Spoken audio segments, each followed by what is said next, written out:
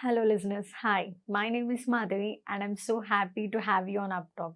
You have come to the right place if you want to learn about IT and do really cool things with your hands. We are not just another IT company when I say UppTalk. Think of us as your learning partner dedicated to helping you reach your full potential. We have top notch hands on courses to help you build your business, whether you're new to technology or want to move up in your current job. Let's look around this as our first step towards learning. Welcome to the data processing lecture.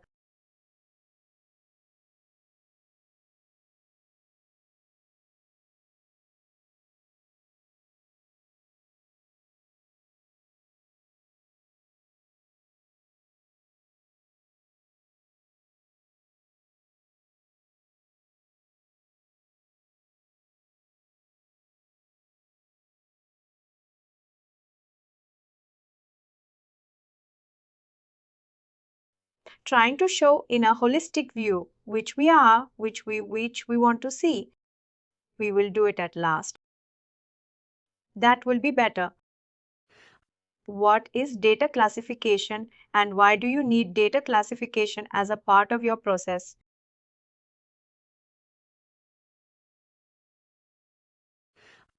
Data classification is basically sorting and categorizing your data into various types, forms, or any other distinct class data classification and a bus identification of data according to the data set requirements for various business and personal objectives, for example, classifying campaign.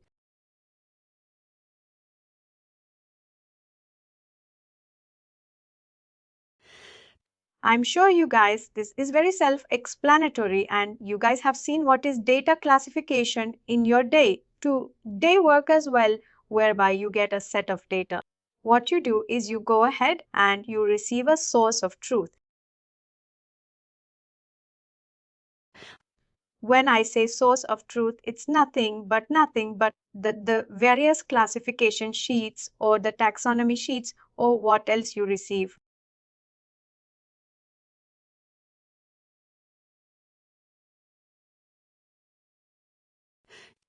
You receive for various fiscal years, for various months, years, you receive the classification sheet that should hold good. What is classification? Classification is nothing but separating or pocketing your data, that it makes sense to us. If today, tomorrow, I have a data which is in my campaign name or media by name, and I see it like delimiters.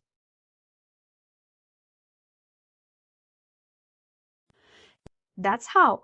That's how data classification works by pocketing your data into the various buckets which are very essential for us and which we want to see as part of the process. Data classification helps in separating your data and also categorizing your data.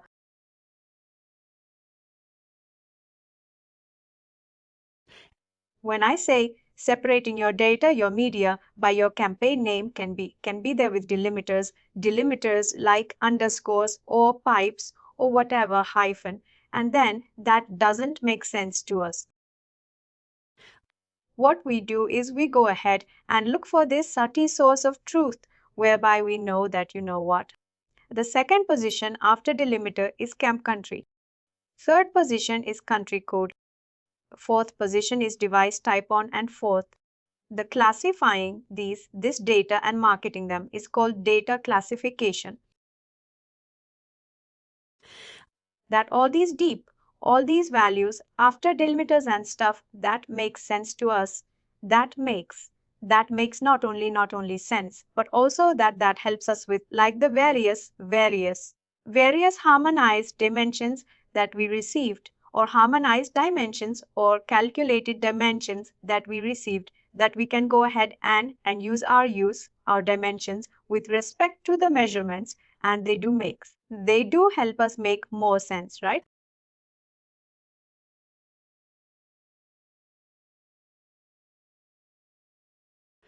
Having said that, classifying campaigns by advertisers who are running them is pretty much something that we have seen. We have advertiser column in our search data. We have advertiser column in our display data as well, DFA. What do we see? We see that the campaigns have many names. Can someone tell me how a search campaign, what is the hierarchy of a campaign from account to created campaign under that ad group?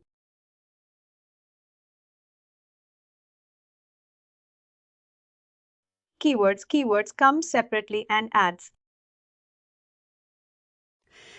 As you mentioned, we have account, we have the various campaigns, ad groups, and then we have the various keywords and ads, right?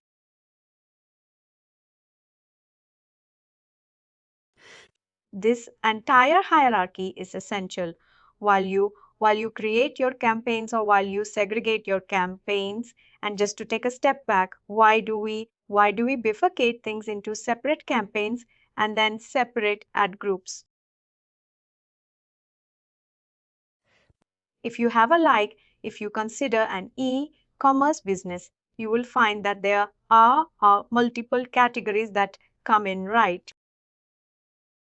You have shoes, you have clothing, you have electronics, you have whatnot.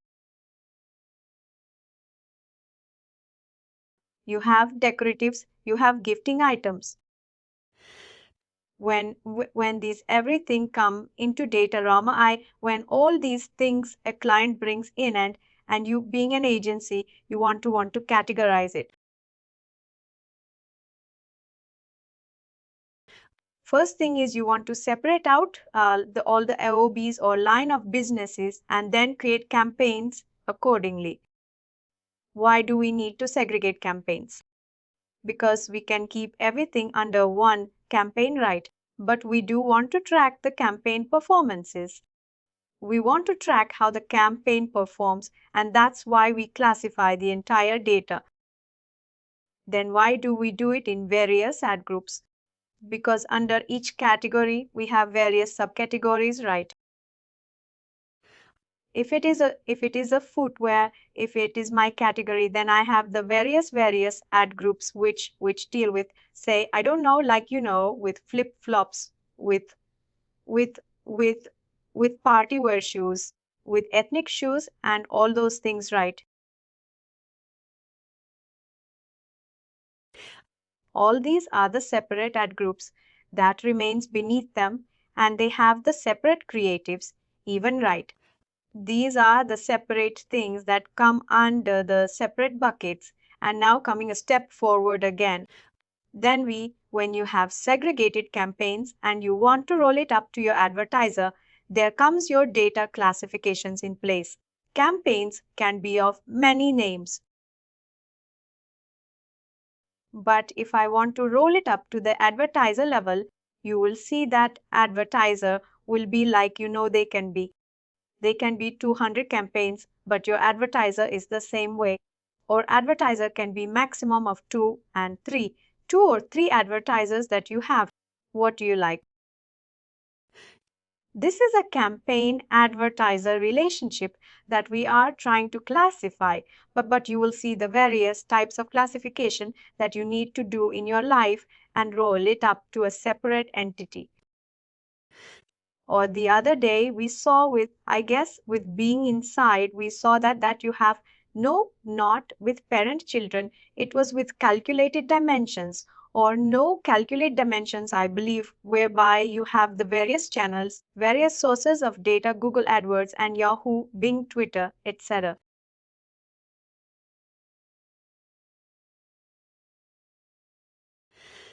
And what you did is you loaded it up to, like, if it is a Yahoo, if it is a Bing, if it is a Google Ads, then roll it up as Google search, and then if it is a Twitter, Facebook, etc.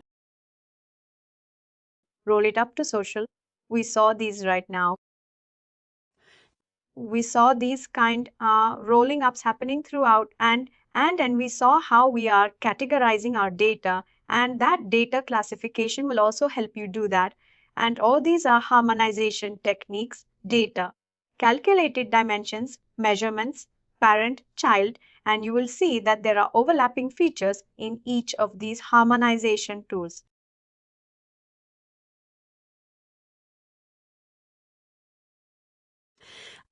You might think that why do we have these many harmonizations if there are overlapping features?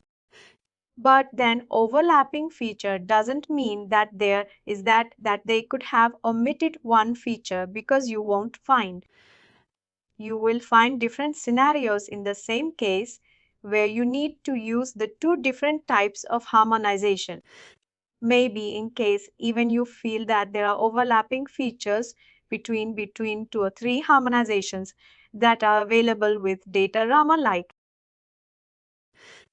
hold back to your seat, because you are going to face situations whereby all these individual sources, individual harmonization techniques come as a separate, as a silo, as a separate case altogether, and they come to help you.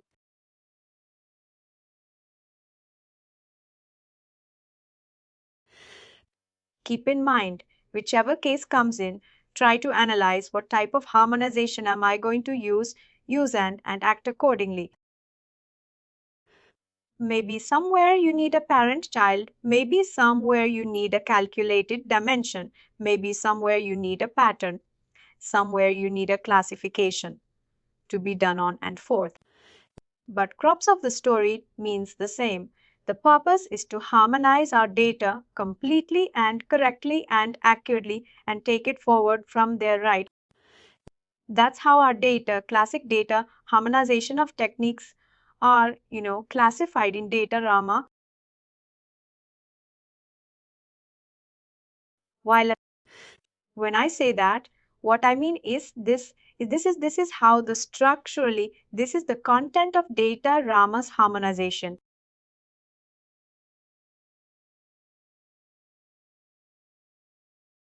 If I start from the left, we will have calculated dimensions.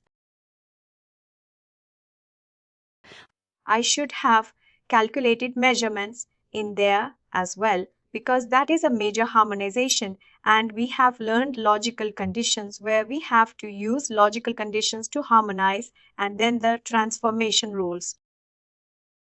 Transformation rules will take it up. It's very small topic. That mean are the grave topics first, and then, like tomorrow, once we are tomorrow, we will all do all these small topics, and we will see how it works. Coming to classification sheets, lookup is there, of course, but parent-child data fusion, these days data fusion is a bit redundant, having patterns and classification at least. Let's not go in there, and let's not. But I'll take up data fusion. Maybe that is another small topic.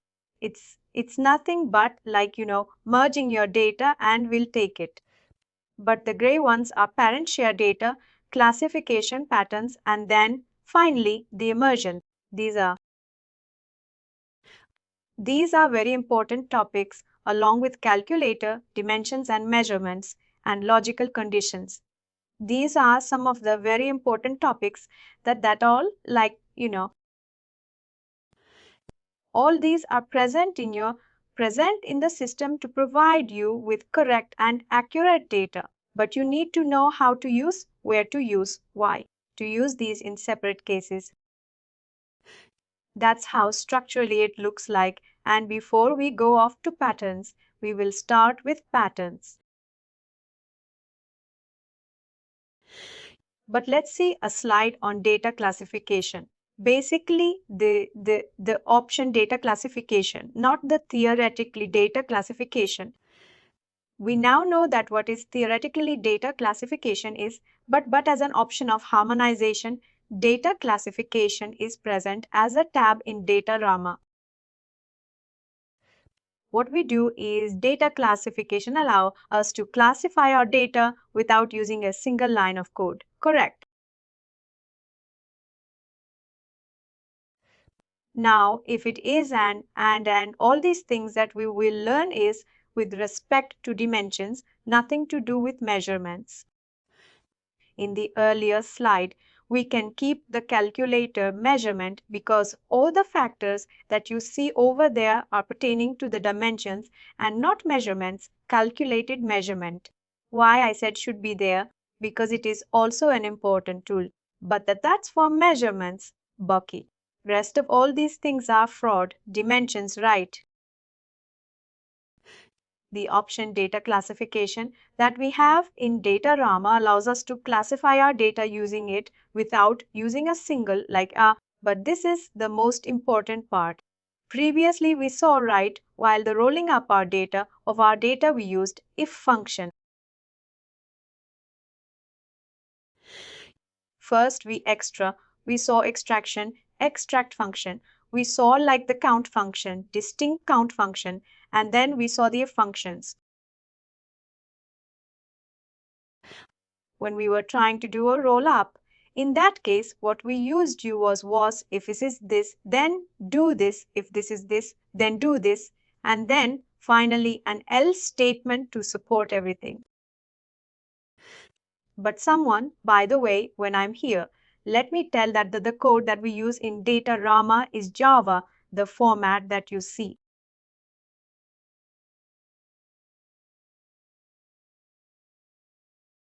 Always aligned to the Java syntax whenever you're writing your formulas.